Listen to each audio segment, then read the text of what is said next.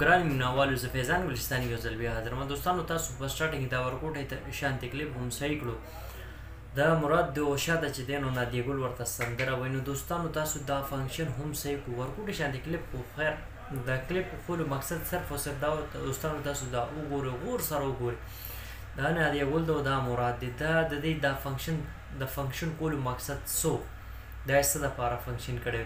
نو دوستانو دا فنکشن د چې کوم کړی دی نادیه ګل کړی دی، مراد کړی دی، د دې صرف او صرف دا مقصد دی د دې چې کوم هیډ ماسټر دی هغه مراد دی. او په دې کې چې کومه سندره ویلې ده هغه نادیه ګل ویلې ده. او مراد دا فنکشن څه دپاره کړی دی؟ مراد دا فنکشن د نیلم ګل دپاره کړی دی. د نیلم ګل د قصد یې کړی دی. ولې چې نیلم ګل او د مراد دی پخلا شوي دي، خو هغه شانتې نه دي پخلا شوي. نیلم ګل چې دی نو مراد ته خبرې کړې وې، هغې نه بس بیا چې دی نو دی پخلا شوي نو هغې نه باوجود هم چې دی نو د نیلم ګل دا کوشش و مراد فاطمه ګل د کور وباسي. او بیا د دوی ترمنځ یو جګړه راغلې وه. مراد او د فاطمه ګل او فاطمه ګل ته نه مرور تللې وه. نو مراد ته څه ټایم پته ولګېده دا ټول کار د نیلم ګل دی. نو مراد چې دی نو د نیلم ګل د قصد دا پروګرام جوړ کړو.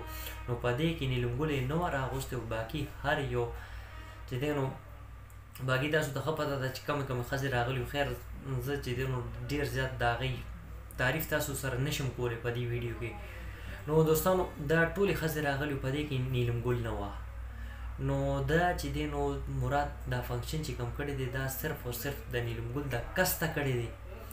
او د هغه مقصد صرف او صرف دا و چې نیلم ګل دا فنکشن وګوري او جیلس شي او تکلیف ورته ورسي. نو دا فنکشن د نیلم ګل د قصده یې کړی دی.